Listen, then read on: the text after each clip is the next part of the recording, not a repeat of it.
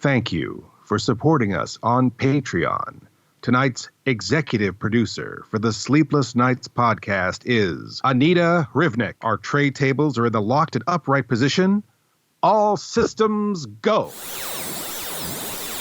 Attention, Sleepless Nights. Thank you for consuming this OSI 74 product broadcast, live from the Black Knight satellite. For optimum performance and safety, your host, Mr. Lobo, asks that you please listen to these instructions carefully. When in a hospital or other healthcare facility, observe the restrictions on the use of electronic devices. Switch off before boarding an aircraft to prevent interference with communications systems. Do not operate this device in the presence of flammable gases or fumes, chemical plants, or where blasting operations are in progress. Always listen hands-free while driving a vehicle. Failure to observe these instructions may lead to immediate termination. It's time now for the show to begin. Thank you. Have a very pleasant evening. You're not dreaming. You're listening to the Sleepless Nights Blobcast. I'm your host, Mr. Lobo, and this is my co-host out in space, where the blob hails from, actually, outer space. Paul Sanders, our producer, the pantsless producer himself. It's that time of year again, Paul. It's Blobfest time. The Blob and I are pen pals. Uh-huh. Yeah. Oh, yeah? You write to each other? Yeah, I write to him on a postcard. I actually walk up to his house. I hand it to him, and then I leave. I just watch it dissolve.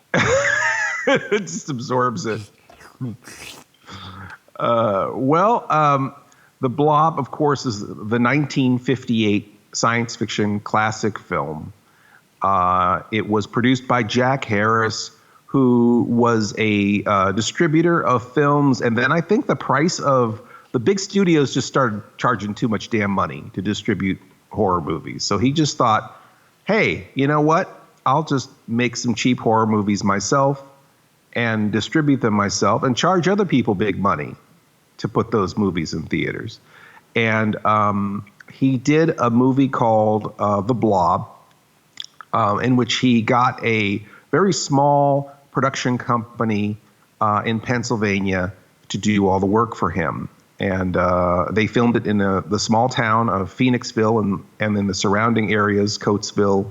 It's become a huge classic. I think it was probably something they thought would just play in drive-ins and, disappear. But The Blob is probably considered one of the great all-time movie monsters.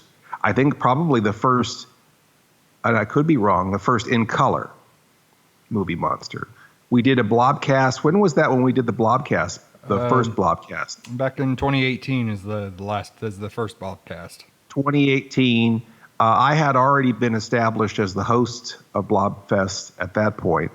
And we interviewed Frankenstone, who was an early organizer of Blobfest, and also Wes Schenk, who has since passed away, but was the owner of the Blob compound that was used in the film, the actual ooze that he had a big can, big paint can with this goo in it that was from the actual film.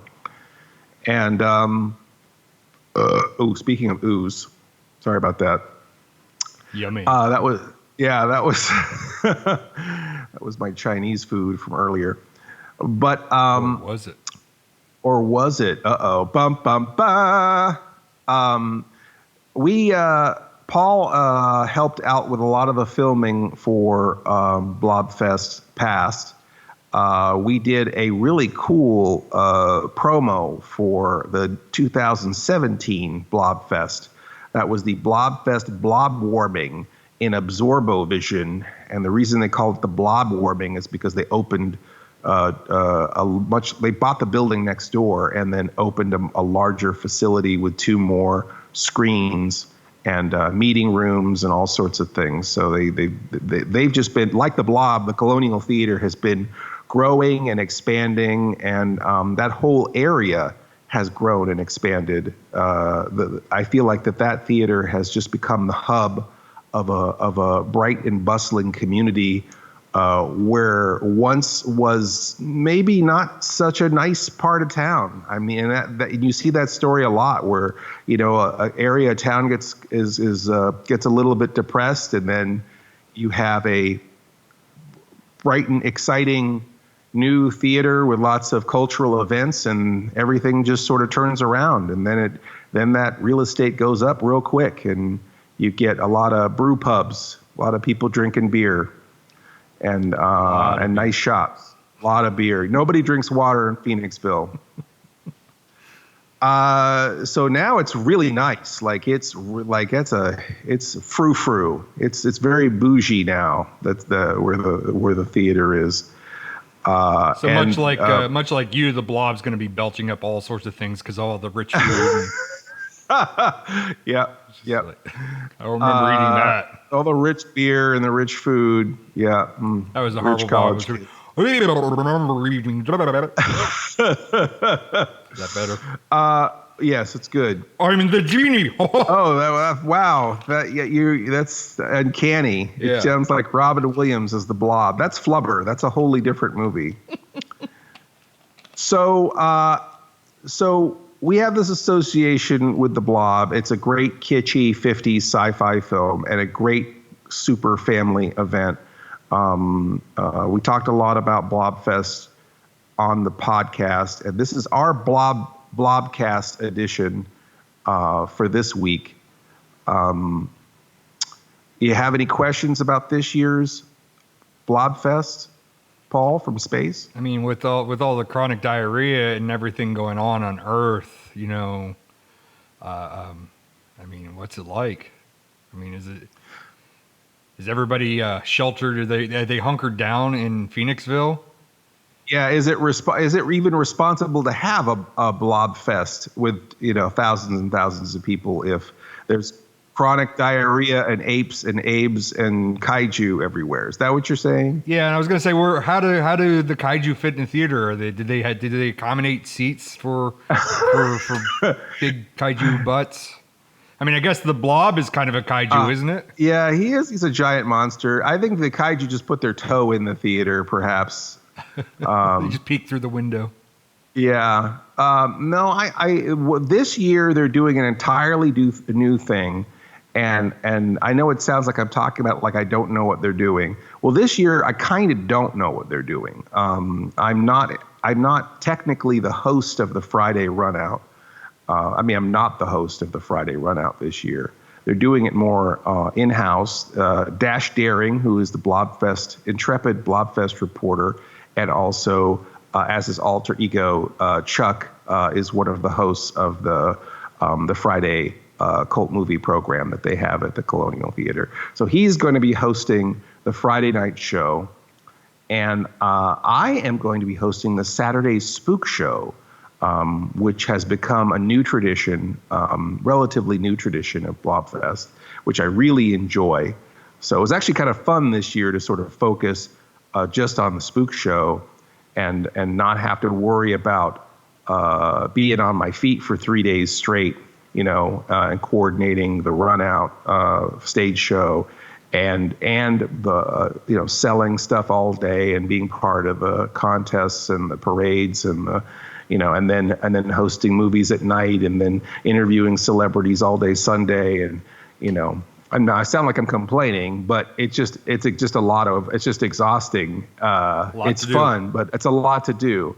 And then we always try to like film a Cinema Insomnia episode on top of all of that, like fools. So that makes a hard job even harder. But we do have two Blobfest episodes. Blobfest 2018, which I believe is called Cinema Insomnia Goes to Blobfest, and then Blobfest 2019, Return to Blobfest. And then if you get a chance, I think it's on Vimeo, watch the promo for the Blobfest blob warming that Paul shot, because it's really fun. It's like it almost predicts the Spook Show. It has that sort of William Castle zaniness about it. And when you're done watching it, watch it again. That's right. Just keep watching it. Keep watching the skies. This is so much. We've got so much to say about Blobfest that I think that this is going to grow and expand much like the Blob is going to grow and expand. I think that this might be 2 episodes worth of show, Paul. At least. Indubitably. At least. Yeah, maybe we'll just the rest from now until forever. It'll just be the Blobcast. No, maybe next year we should just make July like Blob all week. All Blob all the time for July. That might be a cool idea. I like that idea. Tell us in your comments if you want us to do a month on the Blob. So this time we're going to talk to Dash Daring, and we're going to talk to Miss Blobfest of 2019, Suzanne Firner. She's going to have to hand down her crown pretty soon to a new Miss Blobfest. So that's going to be exciting to know. And we're going to probably won't be till next time, but we're going to catch up also with Dr. Frankenstone. So lots of stuff, lots of ooze the boss. We ooze. And we'll be back with more Blobfest fun after this.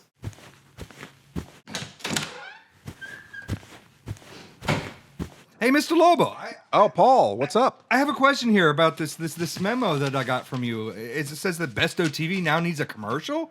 Oh, whoever wrote that should get fired, I think. I'm not quite sure what to put into said commercial. For Bestow TV, I mean, you just talk about your channel. Like creative continuity and its sister show, bonus content? Right, all the convention culture and the interviews with celebrities and all that stuff, sure. Well, I guess I could also mention the cosplay montages, costumes. Costumes, right. Astonishing cosplay montage set to an epic soundtrack. I guess there's convention rewind, too. Those are great. We've run those on OSI 74. I guess that's all I need, so I guess I'll have to... Are you sure? Because I think there's one other show that you produced for a Bestow. I don't know what you're talking about. With Mr. Lobo.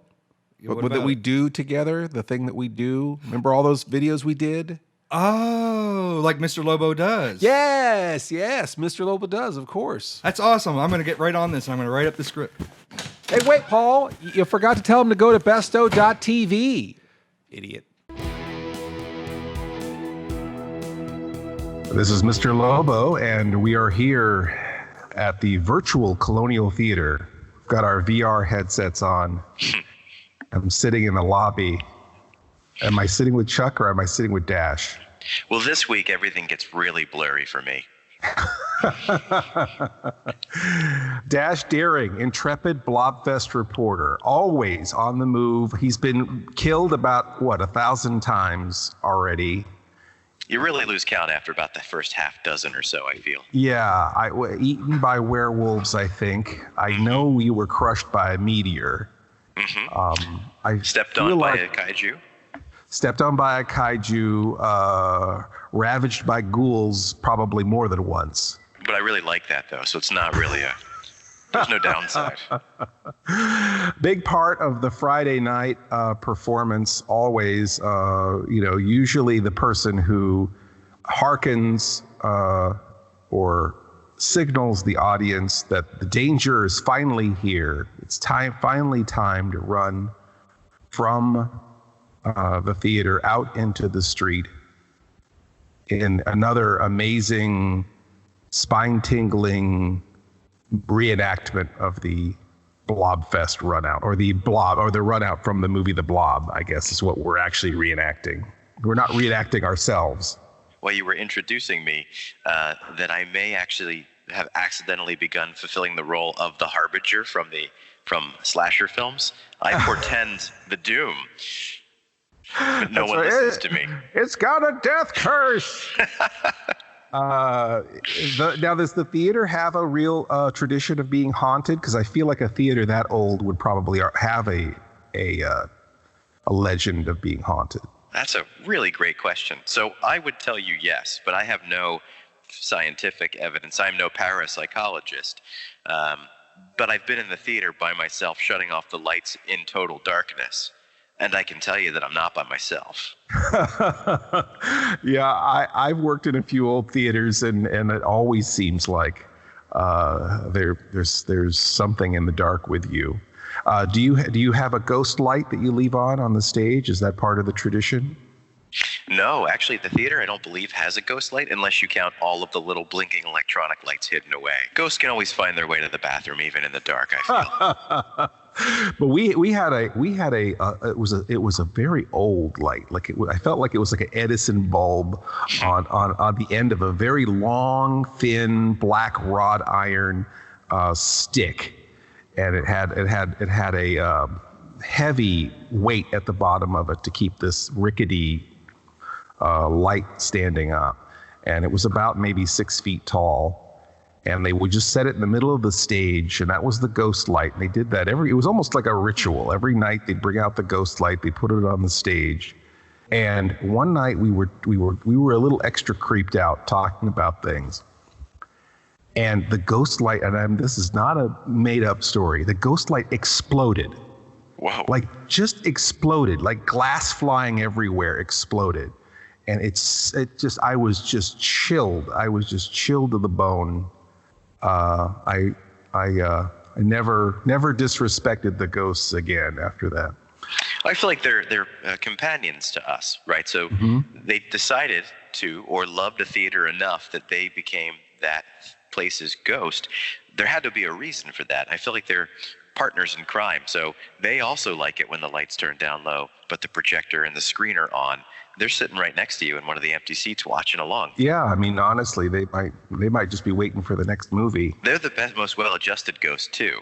You know, most ghosts, they sort of get locked into their time period. Makes sense. They don't get to see much of the outside world. But theater ghosts, they see movies which depict now.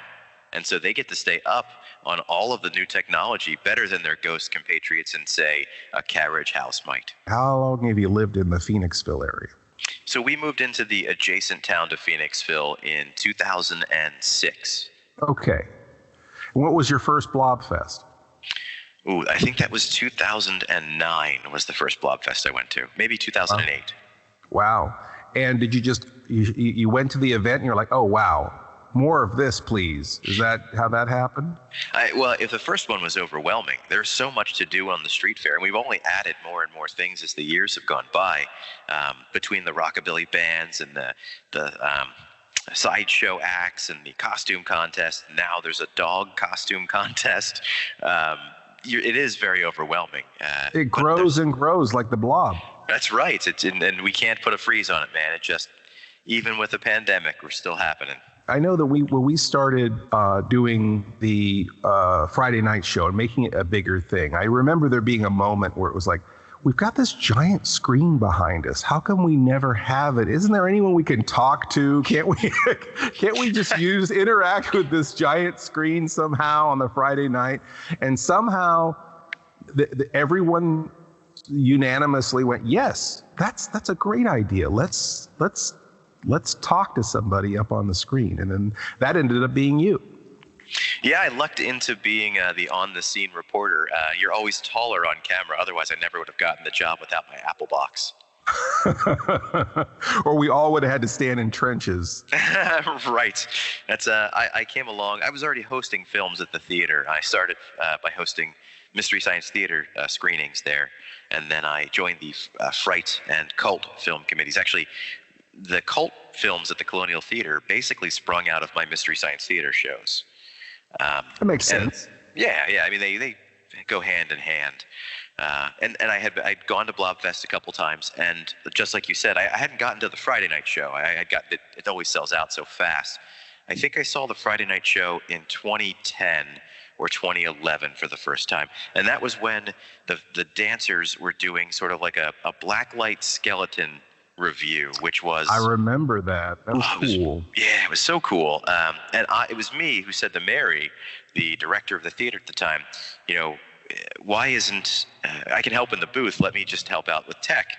And then there wasn't really like a unified thing going on there. So I said, all right, let's get all the content ahead of time.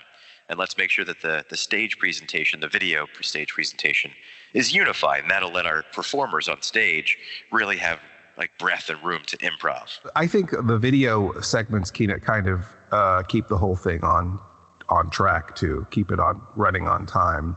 It does give everyone a breather. Get the next thing ready while the video's running, while the video's playing, and all that. Yeah. That's sort of a good point, right? It sort of drops the hammer and keeps the narrative moving, no matter what shenanigans we might get up to.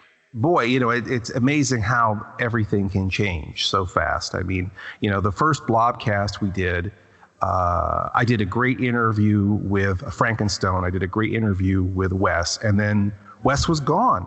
And it was just, hard to imagine.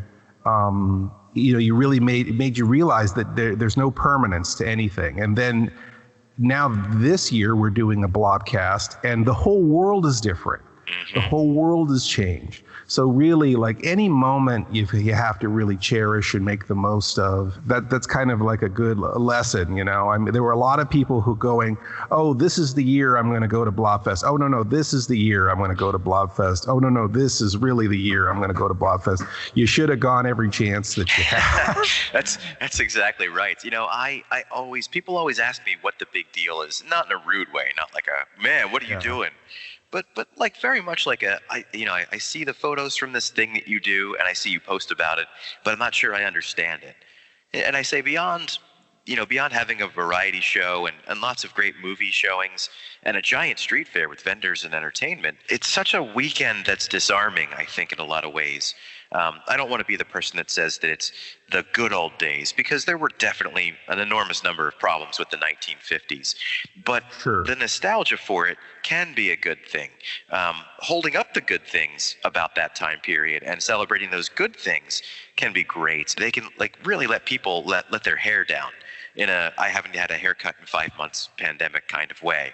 The easiest way I can describe it, and I'm doing a bad job here, is that when you're on stage at Blobfest and you're talking to 1,000 people and things go sideways, in any other event, the audience is ready to heckle you and laugh at you, or uncomfortably stare at their feet while you try to get your stuff together. But at Blobfest, when you tell a bad joke, it's okay. They are there to laugh along with you and have a good time. And they're willing to forgive those little things because they don't often get to be that vulnerable and happy. That is something we have not talked about heretofore about Blobfest, is how warm and welcoming and hot that audience is. That audience is with you for good or bad. And it's an amazing amount of support that you feel out on the stage compared to other events. I've done so many film shows, and I'm sure you have too, where the audience is just sitting there with their arms folded waiting for the movie to start. Oh my gosh, yeah. So something I wanted to talk to you about specifically, because this is the home edition, Blobfest 2020. In the canon of the podcast, we have apes overrunning the planet and chronic diarrhea and a lot of things that are more fun than the real things. Because of these things, we of course now, we do not have the Blobfest that we know, the Blobfest of up till last year, although which was never the same and always evolving anyway. But this is a drastic difference, the home edition of Blobfest. So I guess what I'm going to ask you is, what's going to happen on the Blobfest home edition, and how can someone jump on so that they can not miss it? Absolutely. It's the best question. And actually, I'm looking at this in a great way. Obviously, I will miss Blobfest, the exhaustion and all the people and the smiles. It's not comparable. But this is the 21st Blobfest. Blobfest isn't something that you just put on hold for any old thing, even a pandemic. And while this won't resemble the way that people are used to and interacting with and interfacing with Blobfest, we feel like we've worked really hard to capture those high point notes, so people that have come before will recognize a lot of the in-jokes and the personalities and the sort of flow of the weekend. While new people, I think we've also done a good job understanding that we're going to have new people this time, because they can just tune in from California or England or wherever. And so we recognize that, and we made a concerted effort to explain a lot more of the inside things that would take you a Blobfest or two to learn on your own. What this is going to look like is a full virtual package. So folks can buy a ticket for $25. That's your pass for the whole weekend for your whole household. And that will get you access to the Friday evening experience. That normally sells out in in less than 10 minutes because it includes the run out. 5 minutes sometimes. Yeah, it's unbelievable. And theater, the Colonial Theater is not small. For folks who've never been, the Colonial Theater's main house includes a balcony and seats 658 people. So it's not like we're selling 100 tickets and they're going. You're talking a lot of tickets. Yeah. This year, we're calling it the Stay Home Run Out, and we actually invited people to submit videos of themselves running out from their home. So we will still have a run out, but it won't be like you're used to. Yeah. And we've adapted the plot of the show to mirror that, to dovetail with that action. So we've lowered the length of the show to 1 hour, since we don't have live interactive elements for Friday nights. And people will still get a Miss Blobfest being crowned that night. They're still going to get a short film contest and the awards for that. We have the patient creatures. We've got all the different things folks have come to expect. Saturday will be an all-day film smorgasbord of delights. So we've got 3 double features to start with. We normally do that anyway. We've got the Blob, and it's paired with 3 different films. We've got a Bucket of Blood, Roger Corman film, another Roger Corman film, Little Shop of Horrors, shot on the exact same sets. Yeah. And you then can compare and contrast. Watch them both and compare and contrast. You can also say, which one's your favorite Dick Miller performance. I know we all have our favorites. Yes, our favorite dick pics. Perfect. I feel like you've done a lot of that on this podcast. Am I getting the right dick pic angle? And then our evening double feature, always our biggest one, will be the absolute classic House on Haunted Hill with Vincent Price. In between that, we have something that's really unique and amazing. We have been doing I say we, but really you, Mr. Lobo, have been putting on a spook show extravaganza these past 2 Blobfests, which shows the movie Daughter of Horror, which is the movie that the kids are watching inside of the theater when the blob attacks them. And you put on a whole hoopla extravaganza with a number of talented personalities.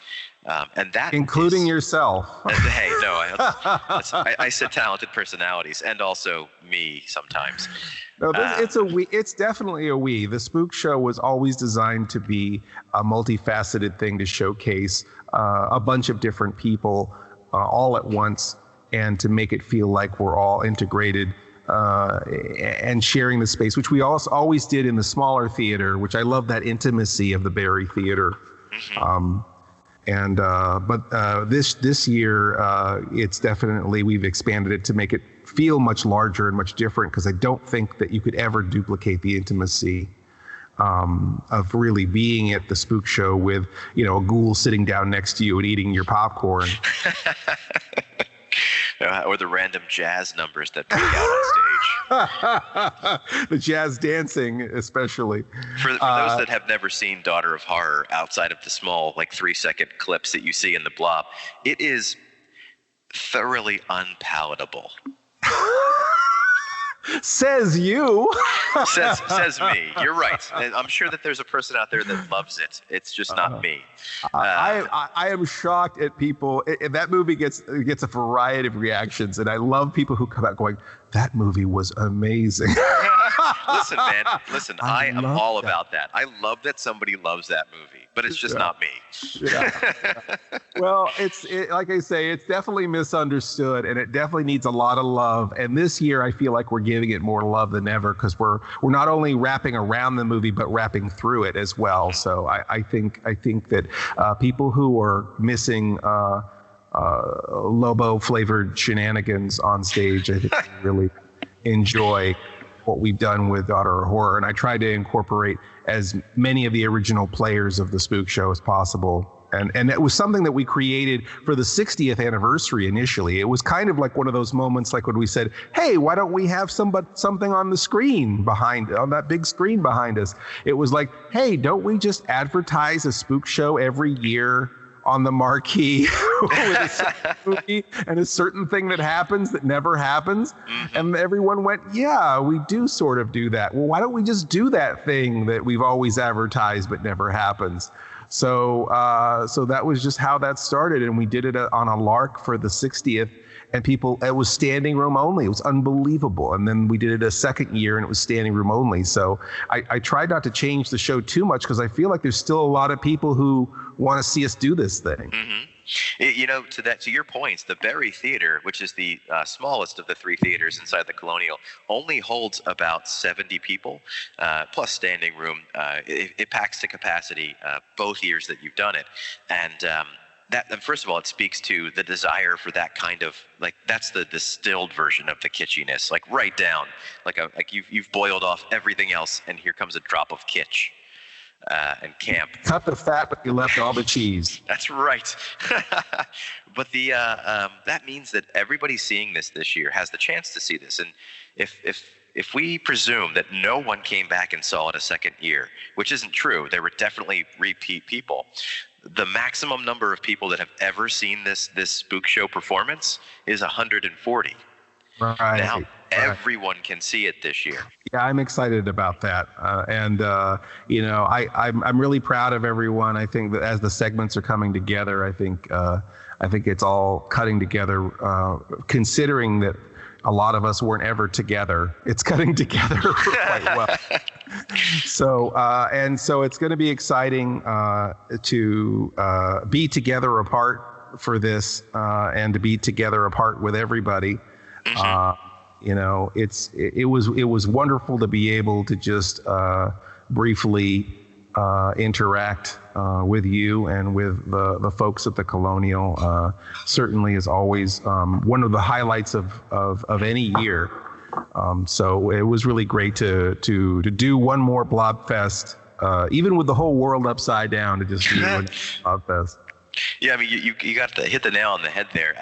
I came into the theater before everybody else. I was let in to get all the lights on and stuff. For those folks at home, we filmed some of these elements last week from the time that we're recording. So 2 weeks before Blobfest, and for all of us, it had been the first time we were back in the theater in months and months.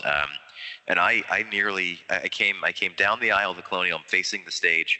And as you come out from underneath of the balcony and the ceiling just kind of goes up from there, I just stopped and took in everything and had a moment where my heart felt like it was whole again for the first time in a few months. Yeah, I can understand that. I definitely was emotionally overwhelmed when I was standing on that stage.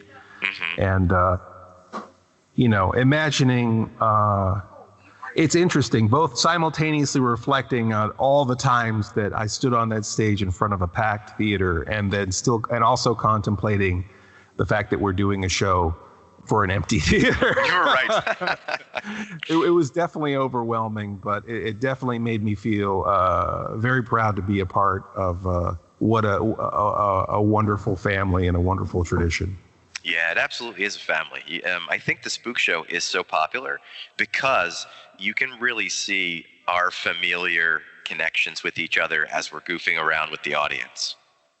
Absolutely. Yeah, I think I like that we always sort of kept it loose and fun. And, I think the audience really appreciates that we're not professionals in any way, shape, or form. I don't know about you, but Dash Daring is pretty professional. Oh yes, yeah. Dash Daring is always dependable. He's dependable like a pair of new socks. Or old jeans. Or old jeans, yes. I wouldn't know that. Mr. Lobo never wears jeans. That's okay. But we all have to have our specialities. Yes, of course. But thank you so much, Chuck. I'm excited about the home edition of Blobfest. I'm excited to see what the reaction is going to be to Blobfest this year, and I look forward to many more Blobfests with you, Chuck. And thank you so much. I would hug you over the Skype phone if it was possible. I told Frankenstone I loved him. That's how gushy this has gotten. So I love you too, Chuck. I love you too, Mr. Lobo. All right. Well, thank you, Chuck, and. I guess, Joel gave us like a special greeting / sign off for each other. That's right. Do you remember it? I do. So you want to start, or should I? Go ahead. You start. Beware the blob. And also with you. All right. So there we are. Now you all know it. So you're all members of our cult. Everyone listening. And I think we're gonna go back to the studio. But thank you, Chuck, and all systems blob. Alrighty, see you guys around.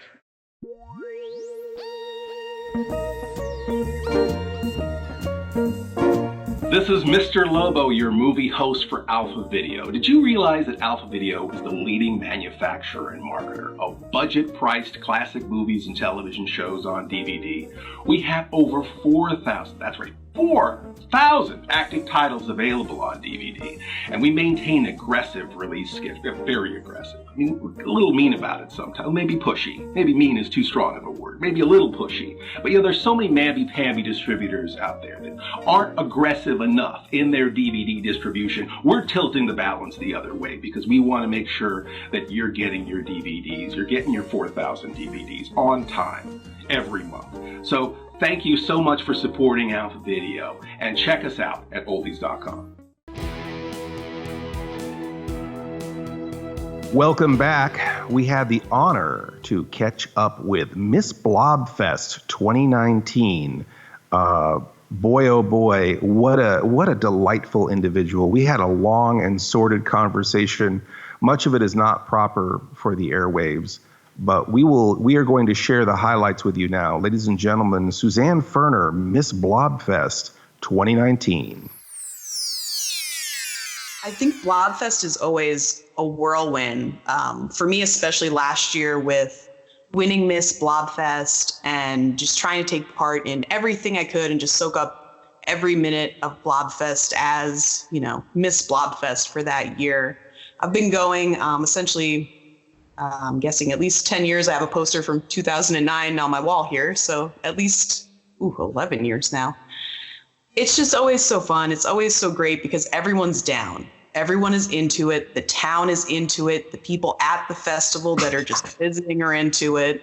Obviously, we as sort of the bringers of mayhem are totally down and bringing everybody into that vibe that is Blobfest and makes it so amazing. 3 years ago, I saw Valerie at the street fair, and she was Miss Blobfest then, 2017, and I thought, I come to Blobfest.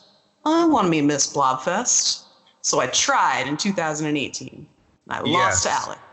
But Alex Doll is a true doll, and what a beauty. I couldn't have lost to a nicer person. So there is no ill will there. She is my Blobfest BFF. Well, that's great. It was really that I was glad that I really wasn't that involved in the judging of Miss Blobfest because I really didn't want to have to make that choice. I saw a lot of potential in both of you, and it was great to see you both up there. And I was really glad to see that you actually won the next year. So you both got to be Miss Blobfest.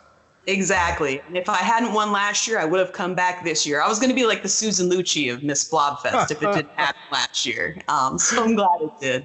Yeah, I think it happened just the way it was supposed to, I guess. And Alex Doll, of course, is it's hard to. I mean, did she drive a nail into her face or eat a balloon or how do you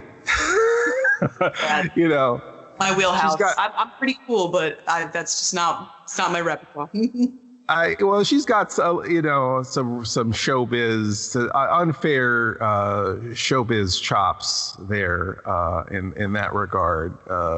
Not too many people could hammer a nail into their face. But I feel like you had the scientific mind, though. I feel like that if there were a real, serious blob situation, I feel like you would be, you would be like the scientist that would help figure it all out.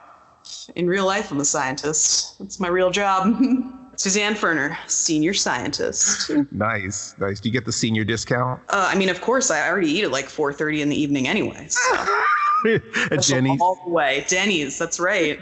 Are you a lifelong Phoenixville resident? I'm not, actually. I live in Harleysville, so I'm about 20 minutes away. I do love Phoenixville. I'm there almost every weekend, hanging out with friends, taking part in what we can do, when we're actually allowed outside. Did you visit the Colonial for films and movies and such, and obviously Blobfest? So it definitely started with Blobfest, but the theater is so neat. I'm there for Fright Nights and for cult cinema. I go for regular movies. I love like the indies that they'll play downstairs in the little Berry Theater. It's like the little red theater that only has like 50 seats.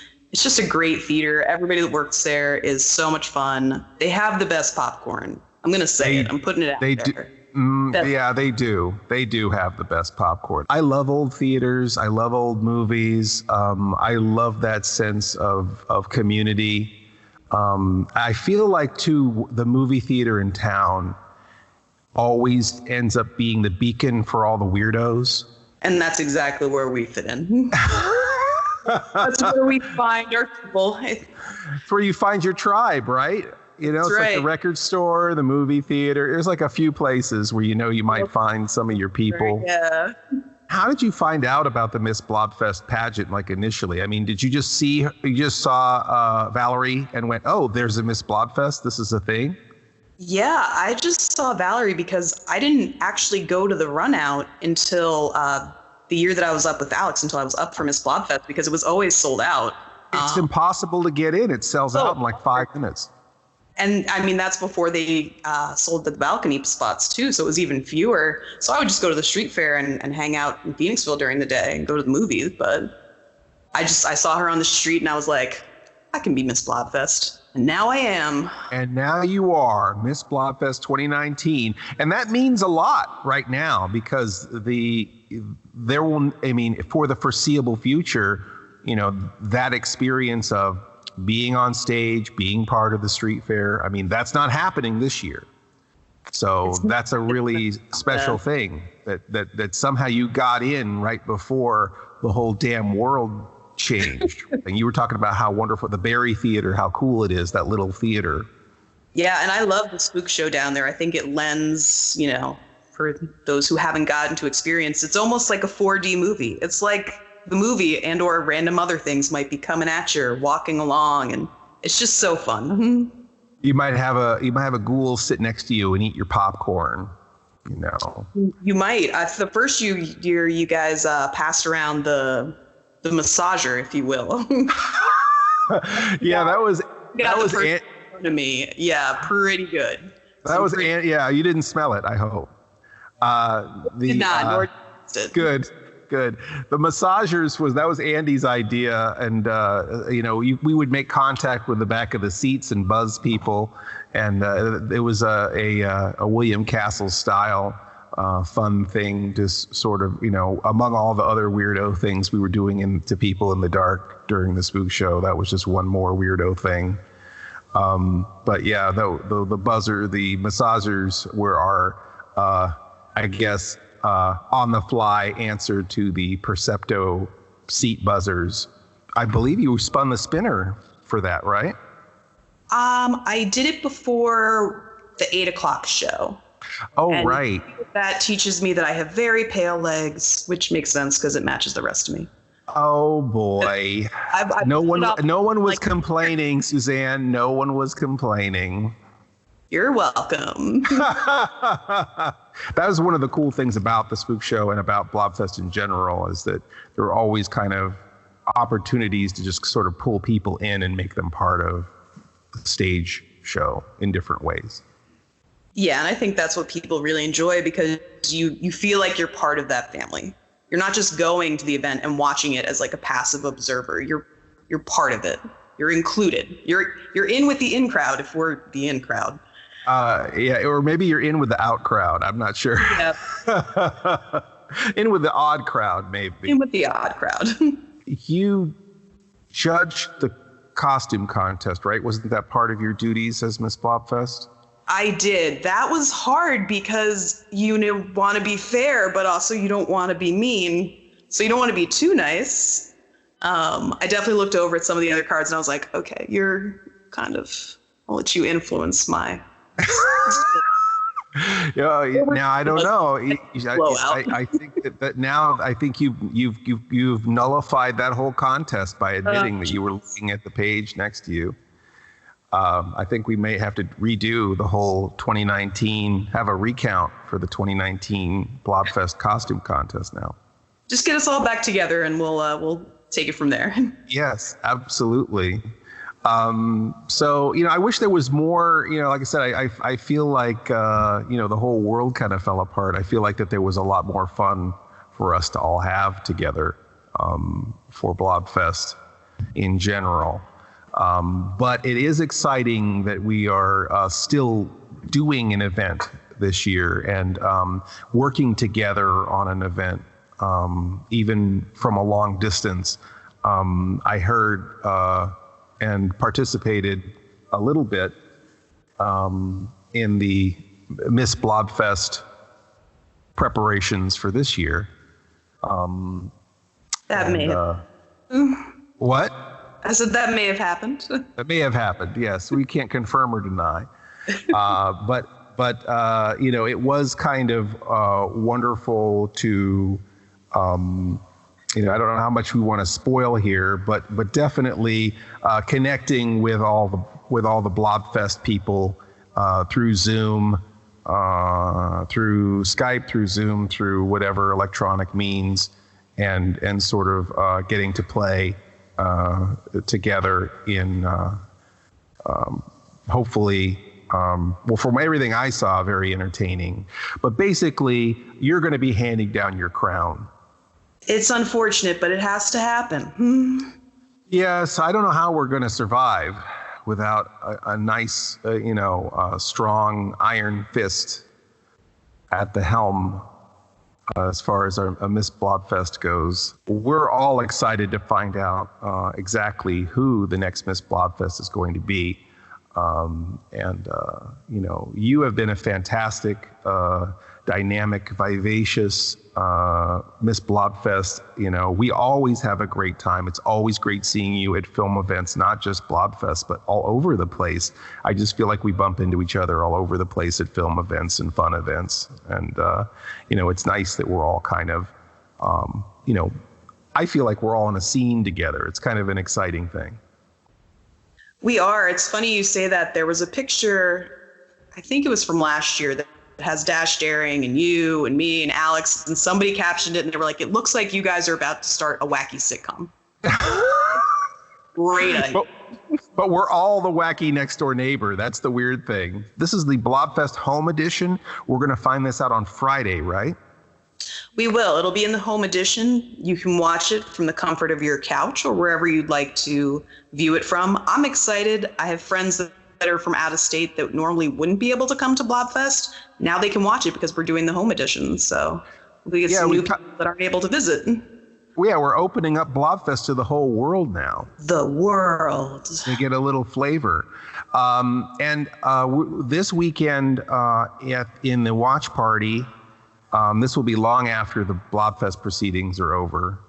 But I'm going to be running the old Blobfest, the Blobfest episode and the Return to Blobfest episode, which I believe you're in the Return to Blobfest episode of Cinema Insomnia. So for people who were a little bit excited to find out what happened last year at Blobfest, they could watch the Blobfest special, the Cinema Insomnia Blobfest specials on OSI 74, and they'll get to see Suzanne Firner in action as Miss Blobfest. We're excited to see you in action as Miss Blobfest one more time this Friday for the Blobfest Home Edition. And how does someone jump on that? Do you have the information as far as how someone would take part in that? So you can go to the colonialtheater.com and purchase tickets for the home edition. It's $25 for a weekend pass, or you can upgrade to a VIP. Once you purchase your tickets, you'll be emailed a link, and that's how you'll tap into the show and get to see all our shenanigans. Okay, well, that sounds really simple and super direct. So, all right. So we just go to the website and we'll be emailed a link, and then we're ready to go. And then we'll get to see you and everybody else and Mr. Lobo and Dash Daring and the whole gang. You mean that this little pebble's been out there hot rodding around the universe? Probably big as a moon when it started. This town is in danger. Look, Steve, you keep telling me about a monster. I don't know what you're talking about. We're gonna find this thing, and we're gonna make people believe us. Do I look like somebody's playing a practical joke? Am I laughing? Beware of the blob, it creeps and leaps and glides and slides across the floor, right through the door and all around the wall. A splotch, a blotch, be careful of the blob.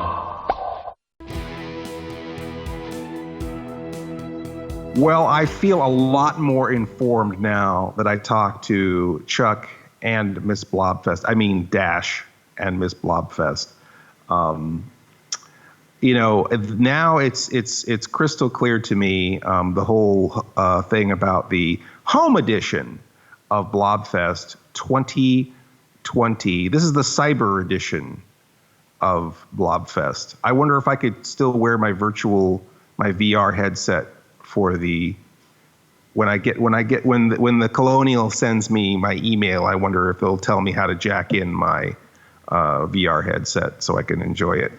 If you go to the Colonial Theater website or the Blobfest site, you'll be able to, get all your Blobfest goodies through there.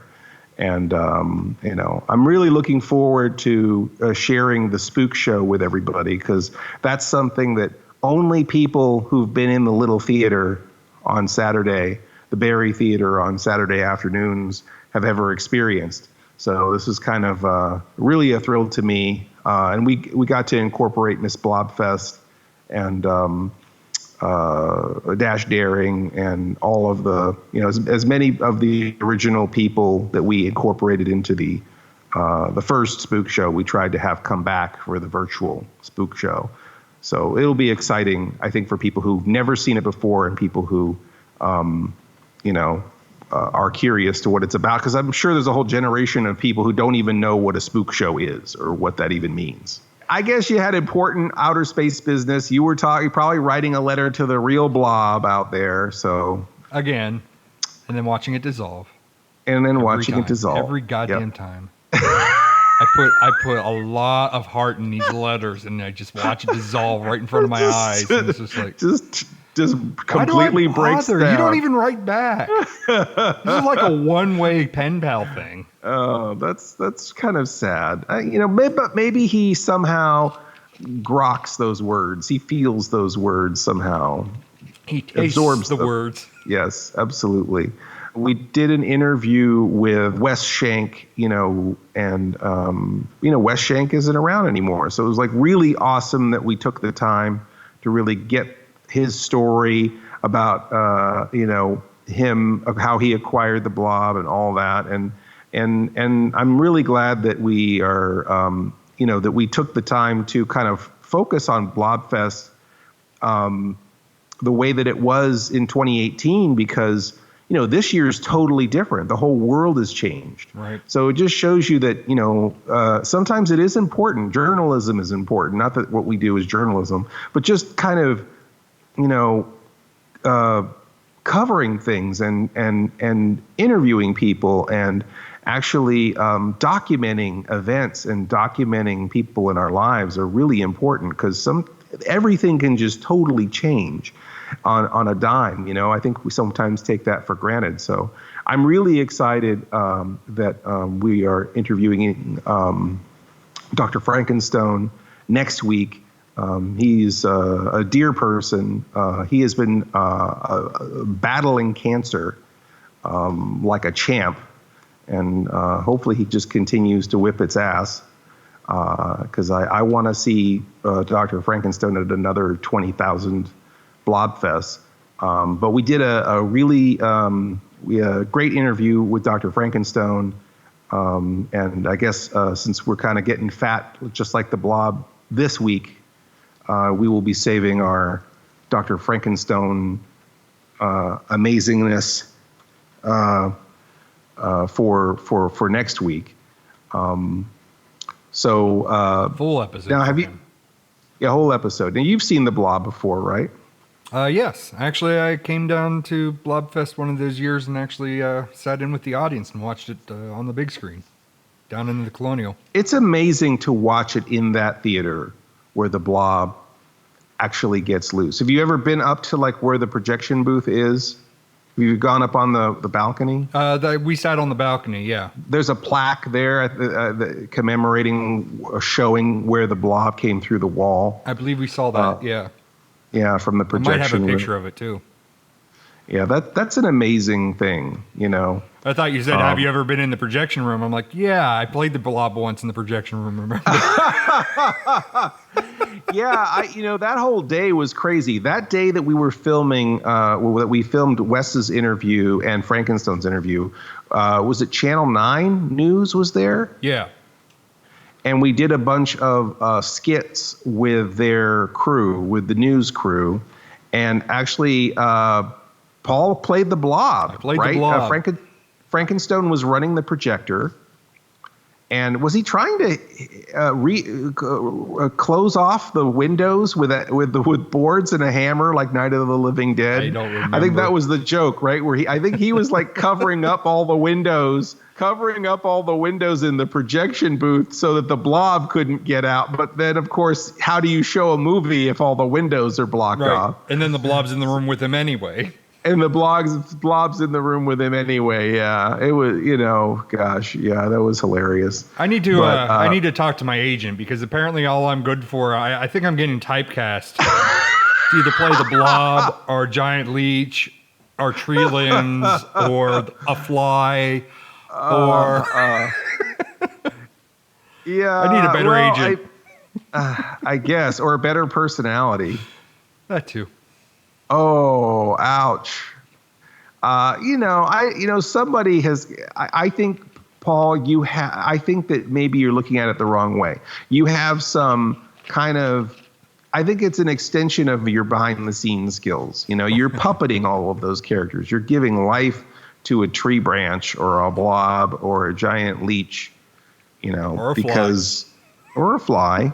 Yeah. I actually prefer those roles, actually. I don't really like being on the camera, so. Maybe we should try to do like a traumascope. I don't know. What would be like the audio version of like a trauma tour?